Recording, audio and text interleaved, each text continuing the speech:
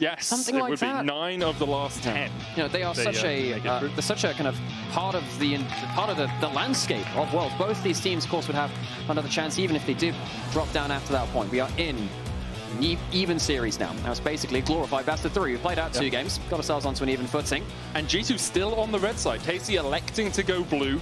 So far, we've seen Annie, Talia, Varus, Nymaera, Azir, and one last Pantheon. Pantheon, thank you. But it looks like Pantheon gonna be left open here. It's the Trundle ban with the Talia already banned out, so G2 have to pick between giving Vladi his Azir or giving Yike his Pantheon.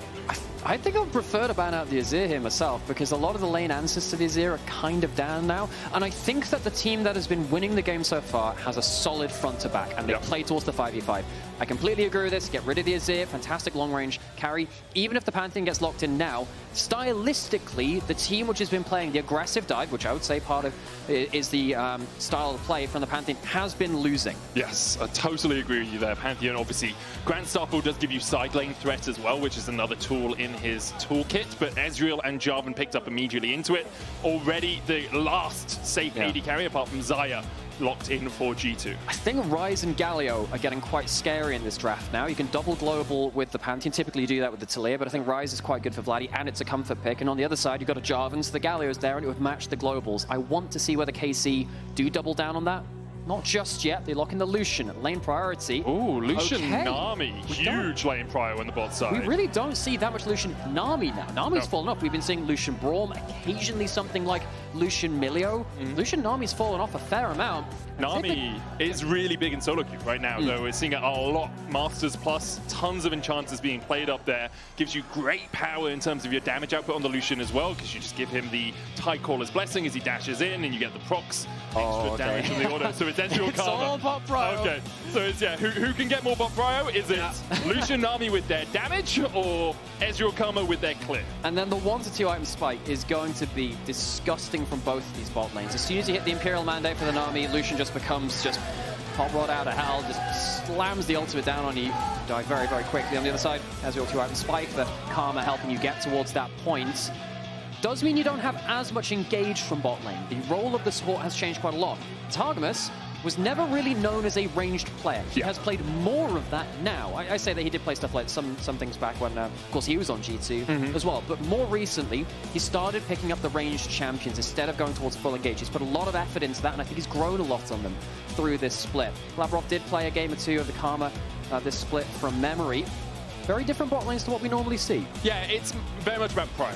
It's what we've been talking about a little bit here, but we'll see if the junglers actually want to try and influence that a huge amount, or if they let their bot lanes fight for prio and then try and influence the rest of the map. Really dependent on top lane matchups, mid lane matchups, which we have neither of so far. Gwen and Ambessa banned away by G2. Jax taken away by KC. I mean, we might just be reverting to a high damage mid laner and something like an Ornn or a Sion for G2 if you just want that front line. I think G2 are a little bit of afraid of a real carry top laner getting a Pantheon into their lane, which is why they ban away the champions, which they do. Is there anything else which could go towards that? I mean, something like the Yorick, I suppose, isn't bad with the Pantheon. Just anything which can be a target for that global. And if you get a kill on that side lane, starts to pop off, can be a big, big threat. Casey, what's the last ban? Thinking about it. They're taking their time. Okay, Yasuo ban. So Gnar, a possibility for KC, right? That's true. Broken Blade very happy to pick the Yasuo into the Gnar, and G2 are like, yeah, we know. Oh my god, surprise substitution. We have Knock Knockout. I mean, I know BB plays it as well. I think taking Gnar away from KC also gets rid of some of their agency in team fights. If you want, you can also remove the Ryze to get rid of that side lane threat you were talking about already, Nymaera.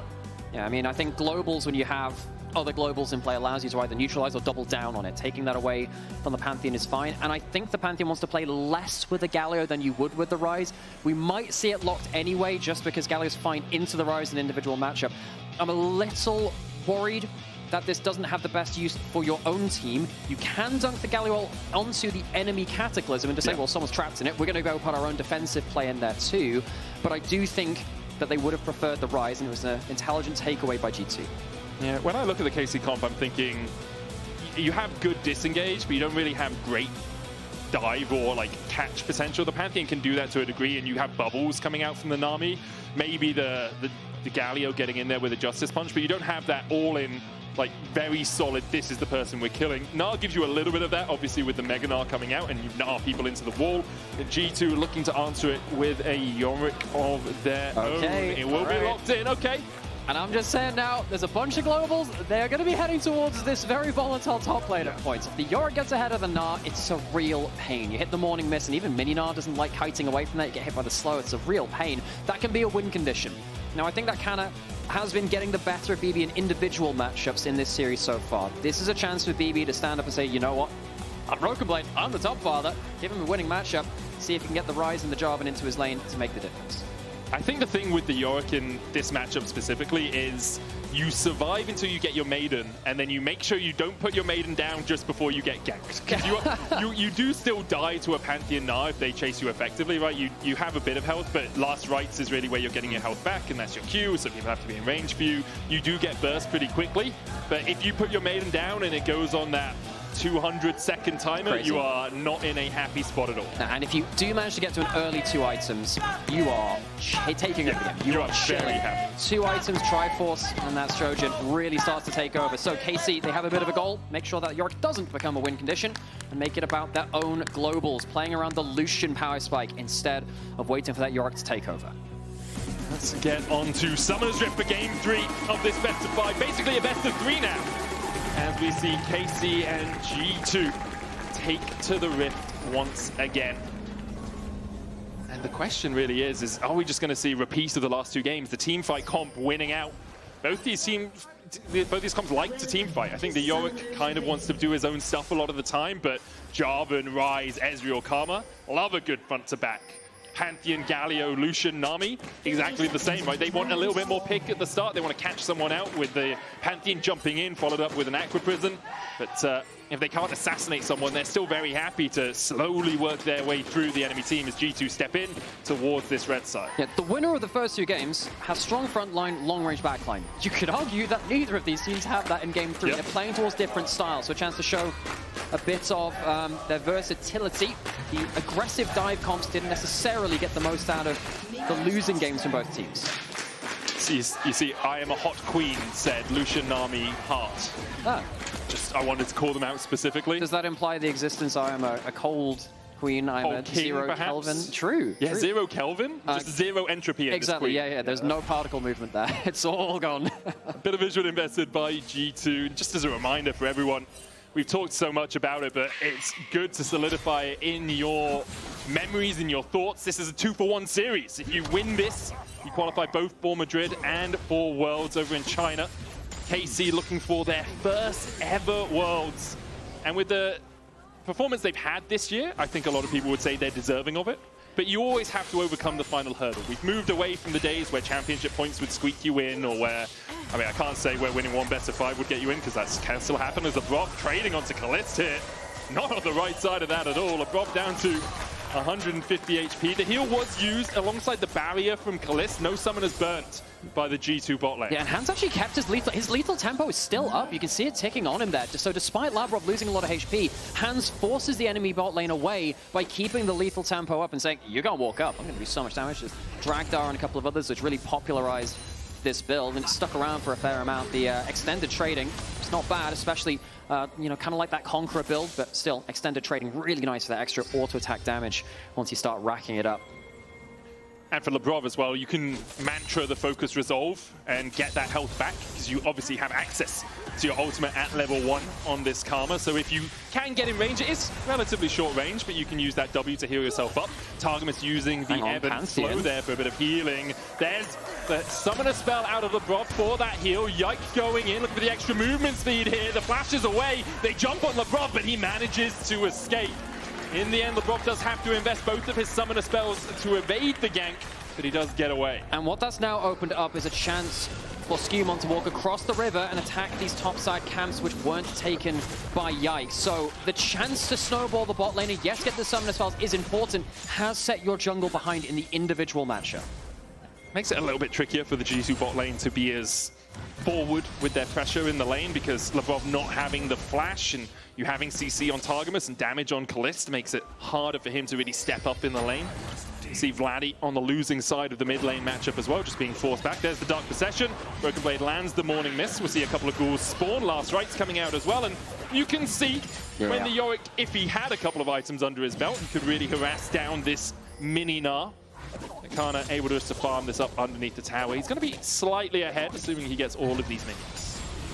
Mid lane, you can see that Ryze has got the early push. I think, oh god, great trade there from Caps. The early power of the Ryze is something which some people overlook because Ryze is a scaling mage. Yeah. It then starts machine gunning you down later, but you know, definitely has a lot of threat beyond that. SkewMond trying to return the favor in bot lane, actually. They do have both flashes. I mean, they should be aware that something's happening. Targamas flashes away. Caliste will dash, relentlessly pursuing his way to safety.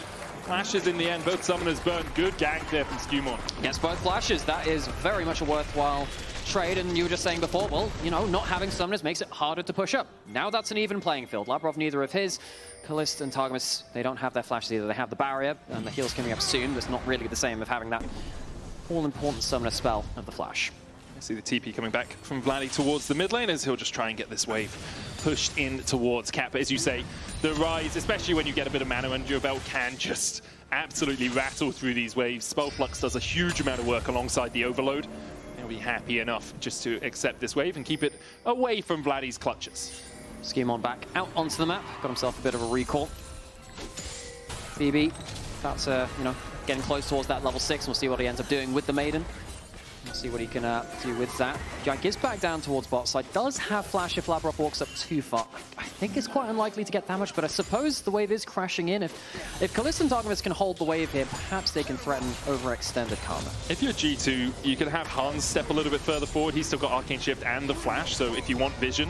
Doesn't have a ward in his inventory right now, but could be able to put one down in a couple of moments. See Yike moving away from that. But the bot lane is obviously a key focus through this series as well. Hans Summer, talking about Caliste a little while ago, said Caliste is actually the AD carry that challenges me the most. He clicks well, he's one of the cleanest and fastest at clicking. I think he's always trying to outplay, and we saw that actually come a cropper a little bit in game 2, trying to outplay on that Zeri. He got caught out with the headbutt pulverized, but both these AD carries have been stalwarts for their team through the regular season. And this is the stats from regular season, so not from the first games of the season. You can see that Hans has a truly monstrous KDA, but the damage percent from Caliste shows how important he is to his team. So you can see, you know, bits and pieces of strengths of these players. SkewMond starting the Dragon. Don't think there's going to be a contest, particularly with no flash on the bot lane. You don't really want to throw Lucian Nami to the wolves. Also, Caps getting Cryo in the mid lane means that you have to have Vladi clear out that wave, then come across. Does have the hero's entrance if a fight began, but Yike is a mile away. So it will be first Drake of the game over to G2. As their bot lane continues to push in alongside it. Caliste, oh, he's down to about 450 HP there. Broken Blade does have the Maiden, will summon her. No longer Maidenless. Yeah, only Canna Maidenless now in this top lane. Touch grace. Look, just rest on a bench, okay? That's where we are now. Elden Ring is over. It's Silk Song supremacy. Mate, I'm playing Helldivers, I don't know about you. Saw that ODST stuff. I'm like, I'm back in there, bring out the saxophone. You were wishing for a Grace in Helldivers. The bugs are everywhere. Silk Song similar, actually. You're true, yeah, so I've heard. Yeah. Luckily, no bugs hit so far. No bugs. Oh man, you've cursed us now. I have, but it was 3-hour chrono break into bubble pop for on repeat. You know how it works. You know, it's bad when production boos you as well. Don't worry, we heard that. So with Grubs coming up in 40 seconds, we see the quintessential swap that has been happening in every single game. Broken Blade not using his teleport here, where Canna, I mean, he should be able to get here in time. Broken Blade does clear waves relatively quickly with the Maiden and with the Ghouls, but Canna just finished his recall.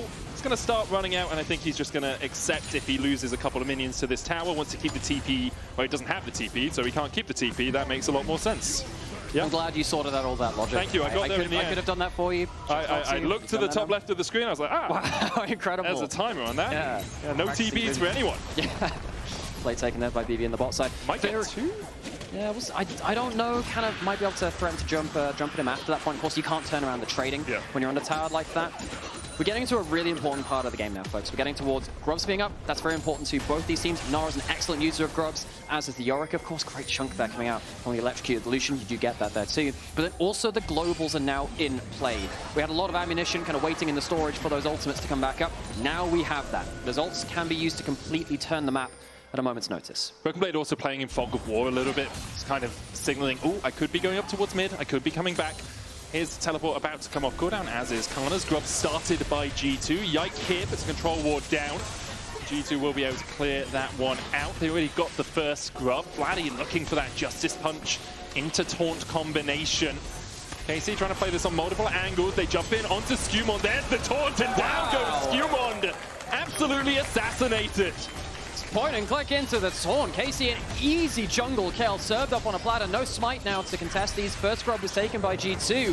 KC didn't even need to use any of their big ultimates. They used the tidal wave and that was it. G2 caught a little bit flat-footed. Just couldn't really support their jungler, who was a little too far forwards and definitely not tanky enough for that. Yeah, I think SkewMond just thinking he could flag and drag out, right? It's like, oh, if they jump on me, I'll just flag and drag out immediately. But the CC layering, when he doesn't have, never mind Merc Treads, doesn't have boots right now, it's a little bit tricky for him to escape such a situation. Caliste and Targamas here, standing on the backside of the bush, but it hit with a Mantrid in a flame, and that's quite a bit of damage. Grand Starfall coming out, Labrov with an early flash, Caliste chasing it as well. There's the Aqua Prison, and now Labrov is sleeping with the fishes. Yike strikes. Some consider Nami. Yeah, Aqua Prison, sleeping with the fishes. Yeah, that's really good, and I'm annoyed that I didn't get that initially. Pantheon comes up and Yike, 2 great kill participation back to back. The first one was a freebie, that one was an overstay from G2. I'm just saying, look, the globals can punish you very, very quickly, and you don't have something like a Nautilus or an Analyst to be very tanky as the support. I think having the globals and having squishy supports makes this a very different game to the ones that we normally see in the current meta. You don't normally see a Pantheon being able to one-shot a support. Sometimes you can in very specific scenarios, but Nami, Karma, they need to be very careful, and we just saw that. Labrov did not understand that he was in kill threat until he was very, very dead. That's why it's also really difficult later on to gain proper vision control, because you have to be with one of your teammates. You don't have the ability to remove yourself from the enemy jungle like a Pike or a Khan or even a Bard. You need to be there with someone when you face check, because otherwise you are just going to get popped. You're just going to get one-shot by the enemy team. Labrov there, clicking on the snail to make sure his ward goes into the tri-bush. You know, funny you mentioned that. I remember because Lucian Nami really came about in 2022 and a little bit beyond that point, and it stuck around for a little long time to the point where we were absolutely sick of it. EU struggled for a little while to play through the Lucian Nami and Enchanter supports because precisely that you mentioned in terms of the buddy system, warding particularly well. Lucian Nami, stuff like the Ezreal Karma applies to this too. You don't get to hard engage. You need to put a little bit of shallow vision, understand when you're in threat, and understand actually, look, their jungler's not there, I can jump forward. You do need to do that groundwork though, and right there, felt like Hans and Labrov didn't quite have the vision to see they were safe, or in that case, absolutely not. It also falls down to shallow vision doesn't work too well against a Pantheon or a Ryze or a Galio, right? Because you can get a ward here next to this tri-bush, but if he's at blue and he Grand Starfalls your face, it's like, oh, well, we couldn't see him. So you have to just be so cognizant. You shouldn't have gone in at all. Labrov looking for the chains here. SkewMond's going to go in with a follow-up, and Caliste goes pop. The Cataclysm there just to seal the deal. SkewMond takes it. Caliste overstepping, thinking the Karma was squishier than she was. Yeah, well, AD carries, they should know that kind of skill set. The fact that Caliste is the first one in and the first one dead is really going to put KC behind if they want to contest this. Yike is hanging around. I don't really think there's much you can look for here, though. I think it's more just to try and gate G2 off from this mid lane wave. One plate will go over to Vladi. Cap's flashing for the Rune Prison. Broken Blade here as well. The Morning Mist, Dark Procession. Yike does have flash. He holds onto it for an absolute age as SkewMond flags and drags in. The flash comes out from the enemy Pan. Okay, so no flash on the Pantheon. Caps use his own to buy that. G2 get a kill. They get Dragon. It's pretty good for them, all things said and done. Kind of gets some alone time on the tower, but it's not crazy. It's one plate, and G2 across the map will earn a lot more than they give up for that one. And for Broken Blade, this is much more the state of affairs he wants in the top lane. First 2 games was down like a K at this point in game 1, maybe a little bit less than that, and then game 2 was 600 gold or so. Blade. Yeah, he was sure, he was struggling. He was down a K. Okay, yes, yeah. Keep going, keep going. Go. He was struggling in the first couple of games. Obviously, Yorick can patch over some of your laning weaknesses, but for the moment, he's very happy with how this sequence has been going. Bramble Vest early on Canna as well to try and reduce some of that healing that Broken Blade gets from the last rites and from his Maiden. Recalls coming out from the G2 bot lane. We're going to see... They're just going to run back out, but Caliste and Targamas have a little bit of time with this tower if they want it. Instead, they decide, let's make sure we get some vision towards the mid lane. Yeah, Hansam was on a really good item breakpoint. As is Labrov, you want to make sure you're topped up on HP and mana, make sure you can potentially outplay the next Pantheon ult coming through. Yike not having flash is actually quite important, means that if he does end up, you know, fighting around the next Herald, something like that, you won't be able to completely confirm the full dive all the time. Don't always get to catch onto an Ezreal after your ultimate after that point. You can E away, keep himself safe. See the damage coming out from the Triforce there for Han Summer. Lands an Essence Flux and then just absolutely chunks out Caliste with the auto attack, trying to put damage down onto Targamas as well. As you say, Rift Hold up in a minute's time. Root onto Vladi, he'll Justice punch his way to safety. And I wonder if we'll see these two teams contesting around that Herald. Last time we had a fight up towards that top side, it was KC who came out on top. SkewMond getting one shot. I think KC should contest it, and again, we kind of saw this a little bit earlier when we saw it on the Sivir. The terrain is much better for them when they are up on that kind of top side. You can kind of force G2 to play against these walls. You've got some hard engage you can work with the Gnar, really using that terrain well. That's the objective you'd like to play towards, because you can, again, just use that geography to your favor. And G2 can decide not to play around it as well. They have their dragon stacking. Cloud Soul, the one that we have been, the dish we have been dealt this game, and be okay just constantly farming up. Cap's got his Rod of Ages. On the other side, Vladi with a Hollow Radiance already complete. Canna still waiting on that first completed item and is down to half HP as the ghouls chase him down. Ow. Yeah, again, see he stopped up the Bramble Vest, who doesn't have as much gold in pocket. Probably Canna the same, getting those tier 2 boots. Neither of them quite on that first item just yet. And yeah, you mentioned that Cloud Soul. This is the kind of game where a Cloud Soul can really change the game. There isn't that much hard engage because you've got the Nami and the Karma. You do have a bit, of course, but it does mean you can outspace it a fair amount. Yike waiting in the wings. Does have his ultimate if things get really spicy, but I think he's just here to shepherd the wave in. BB TP's up towards the top side. Both the top laners now completing that Trinity Force. Yike will start up the Rift Hold on a control ward, and looks like probably don't want to keep this one going. Caliste just chipping away at it in case anyone from G2 thought perhaps they needed to move across because of that, but in the end, no one from G2 really responding. SkewMond's top side available. Yike's top side available too, means they'll both be in the vicinity if someone does decide to start up that Herald. Neither team's got massive vision into the enemy jungle. G2 has a bit on the bot side, but of course the fight's coming up into the top side right now, so it means that both teams have to be quite wary again of those globals. And it's the difference. Game 1, Game 2, we saw SkewMond and Labrov, we saw Yike and Targamas walking in, getting vision, putting the wards deeper into the enemy jungle. Here, no one has any of that deep vision. Is also superficial because neither of the supports can walk up by themselves. They're so scared of just being caught out. Yeah, and I'm really going to echo something that Vedi said on the last desk. I'm just happy to see two great teams here in Europe butting heads against each other in a series like this. This is now much more of an even game, I think, and I think the comps are a little bit more even too. I think the aggressive comps earlier in the series really struggled to land the success they wanted to. G2 choosing not to contest the Herald. KC will get it uncontested. G2 throw an Ezreal ult out. A little bit off that. I mean, an easy take from KC. Didn't have vision in the pit. I don't really blame him for aiming it for where the Rift Hold usually is. But G2 here giving up the time it takes to take Rift Hold or to contest it, to get out onto the map first and try and get some of that vision we've been talking about. You can see Labrov, knowing the enemy was on the Rift Hold for a while, can step in a little bit less perturbed than he would have been usually. Gets a couple of wards behind that Dragon Pit. And now we get the Dragon up and available. And you were saying, look, G2, that's a great chunk there onto Caliste, blows the heal. Aqua Prism down as well from Targamas. Han Summer able to sidestep that. As you say, no heal. Grand Starfall coming out. Han Summer immediately walking away with a heal from Labrov. Dashes out with the Arcane Shift as well. And now Caliste needs to be a little bit worried. Use his own dash, Relentless Pursuit to escape SkewMond's possible clutches. All the time that this has been happening, Caps is in the top lane, pushing in, trying to get more gold in his pocket. Dragon's been started too, and Yorick helps you a lot with that. He's pretty good at single target damage, that whole thing he does. G2 going to cleanly get themselves this third Dragon and get onto Soul Point, the third one. KC can't contest. Also be upgraded boots for them. They'll complete the feats of strength. Broken Blade helping out here as their third objective. They've already got first tower, so their boots now looking slightly more blinged out.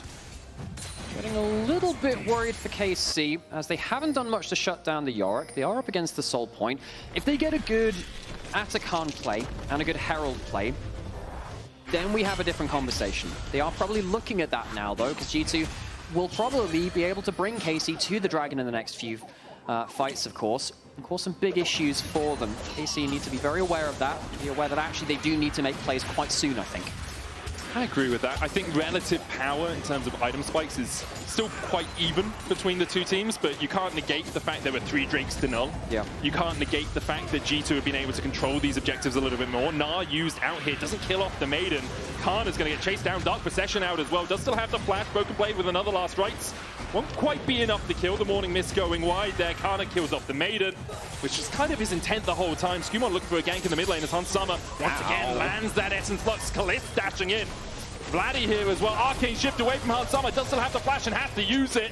Invest both his summoners to escape. Summer hasn't able to go back to finish his second item, which will really give him that power point. Okay, we asked KC, can they use the Herald well? You need to make some plays. Thanks to their bot lane, yes they can. Hans isn't here for wave clear. Herald will smash into mid lane turret. Can they take the full thing? Flash forward again. Good flash away from Labrov there, right in the nick of time. I think if he'd been caught with that shield vault anywhere further up in the lane, he would have died. The Rift Herald did come out, but Camps was here to defend. So the wave is cleared out. Next Drake 3 minutes away. Atakhan up in 45 seconds. It's on the top side this game. And the north-facing Atakhan is G2 trying to get control around the bottom side of the map.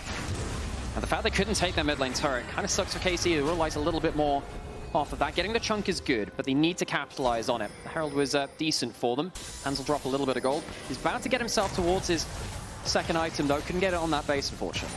Yeah, Caliste with the rapid fire cannon is able to get just a bunch more chunk damage more consistently because he's not aiming, he's not hitting a skill shot. He dashes forward, has Tidecaller's Blessing on him, and then right-click someone, and they take a bunch of damage. Summer needs to be a little bit more tricky with his positioning and hitting those Mystic shots on this Ezreal. Not something we saw him play too often across the course of his career, this Ezreal. It's something he's picked up in the last few years or so, I'd say.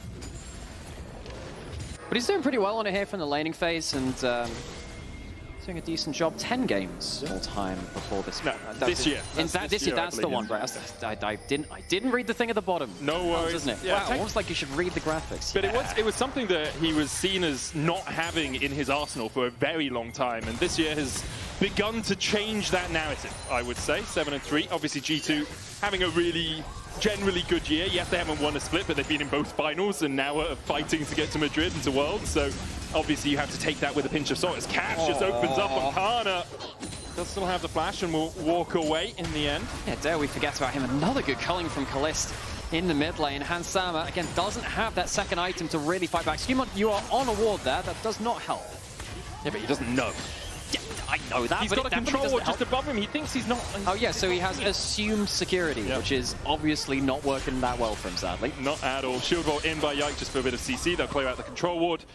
Atakhan available to these two teams, but this feels less like one of those games where you can just sneak it away. There's too many globals, too many ways to close that gap, and although it's worked for KC in game 1 and G2 in game 2, I don't think that same trick will be effective once again. And I do think, on the whole, the Atakhans this series have been fairly effective, fairly low risk on the whole. Like, so many games have been thrown around an Atakhan for reasons which are beyond me.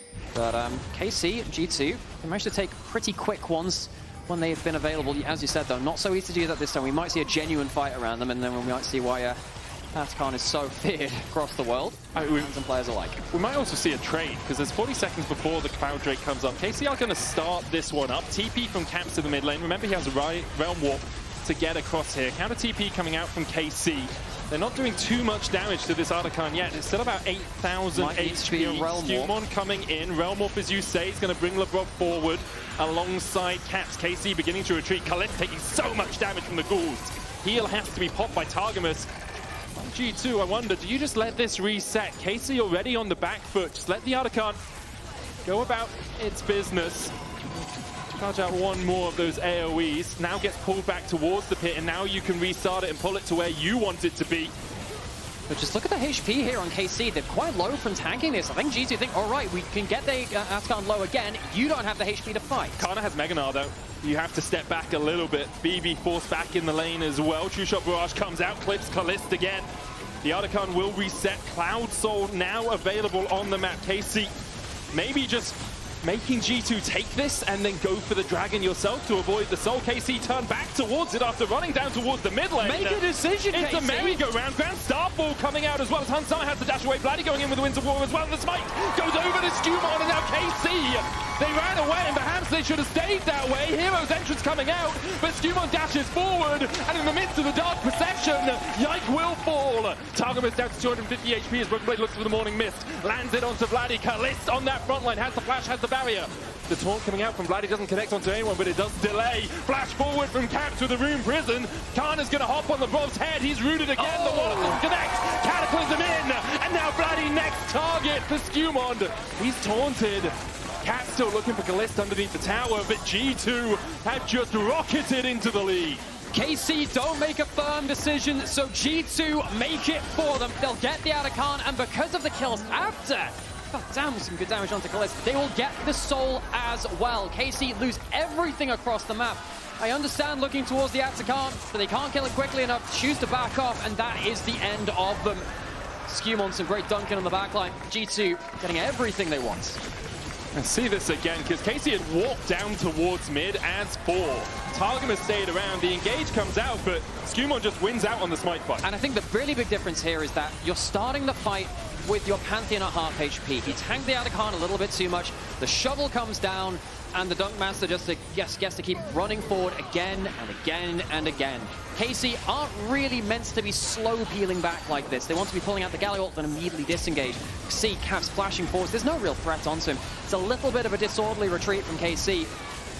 And they will really have to review what the decision-making was leading up to these objectives. A little bit all over the place now. Cloud Soul for G2. Credit as well to Broken Blade in that fight. Huge amounts of damage coming out. He's had a pretty poor series so far, but on this Yorick, did a lot of work overall for G2, was clipping Caliste consistently with the Morning Mists. And now he's at those 2 items. He has a gold lead, and he has a ton of damage on tower. Shovel comes down, digs up a turret, they had a bit of gold underneath it for them. G2 have Soul. They're just going to go Baron. Lead. There is a Baron alive now. KC do have members available. I'm not sure they can take this fight easily, though. Importantly, Canna just went Mega underneath the tower, so G2 know that he doesn't have the Rage Bars build up. Looks like KC aren't even going to try and contest, as G2 will just sweep away the Baron. Their 6th neutral objective in this game. Baron buff, Cloud Soul, 4k gold lead, Labrov going in, Realm Warp coming out, and goodbye Targamas. Some fresh sushi for G2. I heard they wanted KBBQ, but those plans were cancelled after they lost game 1. KC now trying to defend 4v5. Broken Blade still in that top lane, just going to constantly put the pressure on of the Undertaker. This is so oppressive from G2. They take one bit of indecision from KC and they rip the entire game apart. It's the whole take an inch. They give them an inch, they take a mile. G2 have taken everything in the last few minutes, and the Red Bull Baron power play will keep stacking up time and time again. G2, I mean, they're not stopping here, are they? You also don't have a huge amount of wave clear as KC. You've got Winds of War with a Riftmaker and a needlessly large rod. You've got Caliste, who's quite short range, can use the culling. They'll clear out the wave in mid, but that tower already down to about 10% HP. Broken Blade pushing forward, now backs off, realizing the rest of his team was not synced with that mid wave. G2 will back. They'll go spend their money. Rabadon's on its way for Caps. There it is. BB upgrades his boots. And for KC, it's a long road back now. The gold lead, deceptive, I would say. With a Cloud Soul, with an Atakhan, you're looking more at 10k, the advantage overall, rather than just that 4.1 that's on the screen. And it's not like you outscale. I'd argue you've hit the peak of your team comp, which is, 2 items on the Lucian. Yes, they do scale like any AD carry does, but you're against a Ryze, which has got the death cap, as you mentioned. The Yorick will start to really take over the game in a side lane now. The Gnar is not in a position to cleanly deal with that. KC are hoping on an Elder Flip and a Dream. Yeah. That's what they're hoping for right now. They need to somehow set up for this objective. Hope that G2 make a mistake. Perhaps they can use a global of the Pantheon into the Galio. They haven't really used that effectively this game. 1 or 2 kills in the early game, but besides that, not that much value. I'd argue the Realm Warp has been the best used global in the game. I think one of the issues for KC is when you're in this sort of position, you want a support that can get behind enemy lines and get a couple of wards down. and Nami just isn't the person to do that. the They're going to go towards the mid lane, looking for Broken Blade, who walks away from Vladi, still stunned up with the Winds of War. Last Right's going to heal him up a little bit, but there is the kill for Canna. G2, meanwhile, pushing through that bot side. Hero's Entrance still available for KC Teleport. if they want to go for more. As you say, TP behind. Vladi looking for the flank play here. He's going to be on his lonesome for a second. Second TP coming out from Canna, who has the Mega Gnar. Unsummer dives onto Caliste. It's the Carling, misses the mystic shots. Targamas forced away as well. There's the Hero's Entrance. Canna on Caps, the Realm Warp trying to get him out, but Caps goes down. Vladi surviving for an absolute age. As SkewMond looks for the engage, dodges away from the taunt, gets the knock up with a flag and drag. Will G2 go for more? It's a 3v4 in KC's favor. In a flame on Targamas. SkewMond stepping forward onto Yike. Caliste on his way back out. Targamas almost falling, gets taken out by the auto attack from Unsummer. Canna dashing away. Yike trying to kill off Labrov, but the inner flame not enough. Caliste will find him with a double tap to his heart. A good double knocker coming out from SkewMond. Caliste dies as well. For a second, it looked like KC had a fingertip back in the game, but G2 closed the door on their fingers. KC, you can take as many teleports as you want. It's not getting you the angle into that fight. G2, they lose the Yorick, and it does not matter squat. G2 continue their way towards the Nexus. Canna trying to get back to his base somehow, somewhere, but he just can't do it. SkewMond's going to chase him out, and G2, for the first time in the series, will take a lead. They are 1 win away from Madrid, 1 win away from their 9th Worlds out of 10. The Samurai Sword strikes twice in the series, perhaps a third to follow. KC would like to very, very much stop that from happening.